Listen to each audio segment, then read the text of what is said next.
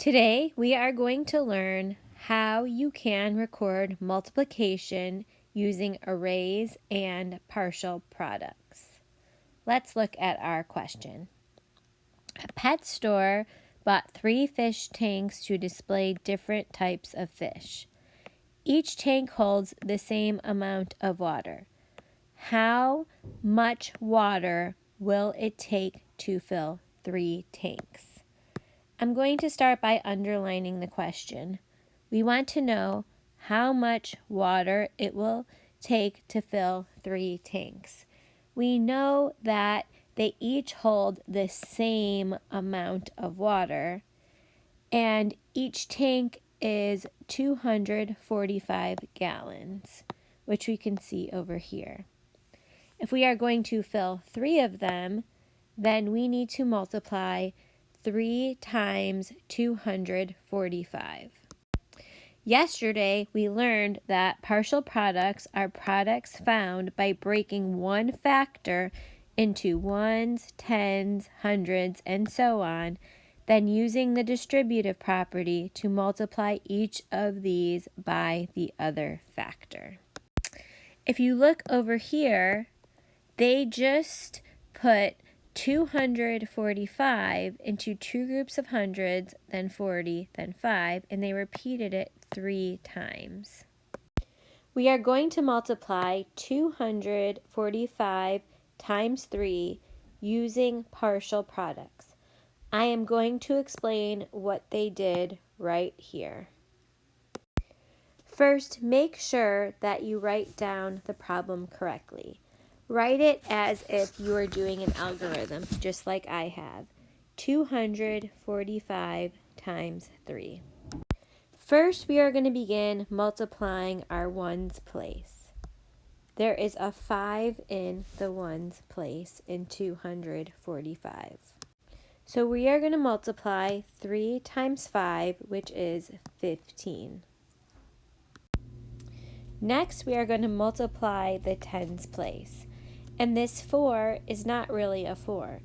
It is worth 40. So we are going to multiply 3 times 40. And 3 times 40 is 120. Last, we are going to multiply the hundreds place. So we are going to multiply 3 times 200 because the 2 has a value of 200, and 3 times 200 is 600. Once I have all my partial products, I'm going to add them up. So our answer is 735 gallons of water. Let's try another problem like that. Please write down 5,231 times 5. We are going to use partial products to solve this problem. First, we are going to multiply 5 times 1. And the 1 in 5,231 is just worth 1. So 5 times 1 is 5. I'm going to write down the problem that I'm using on the right. Next, we're going to multiply the tens place. There is a 3 in the tens place, which is worth 30. So 5 times 30 is 150. Make sure that you line up the digits.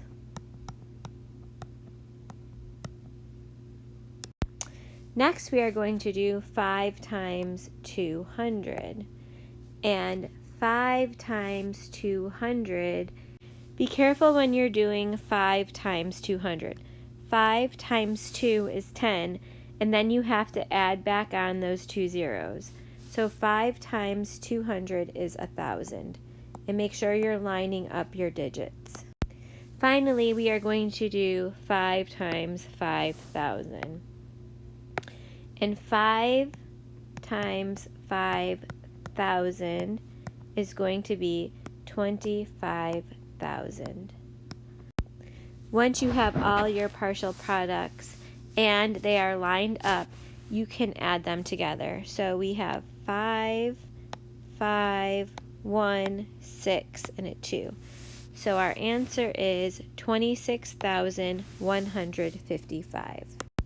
What you are doing is a lot like yesterday. You are just organizing it in a different way.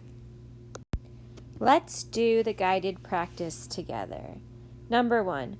What calculation were used to find the partial products 12, 30, and 300? So first, to find 12, they multiplied 3 times 4.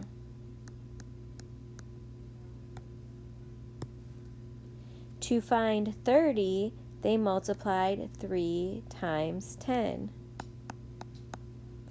And to find 300, they multiplied 3 times 100. Then they added everything together, the partial products, and got 342. I'm going to move number 2 and 3 down here. Please do them in your notebook so it is easier for you to see. First, you're going to multiply 2 times 4. And 2 times 4 is 8. Next, we're going to multiply 2 times 20. And 2 times 20 is 40. Last, we're going to multiply 2 times 100. And 2 times 100 is 200. Then you can add them together, and you should get 248. Let's do 218 times 3. First, multiply 3 times 8, and you would get 24. Next, multiply 3 times 10, and you should get 30. Last, you're going to multiply 3 times 200, and you should get 600. Then add your partial products, and you should get 654. Please do the rest of the problems on page 121 and all of the problems on page 122. When you are finished, come and show me.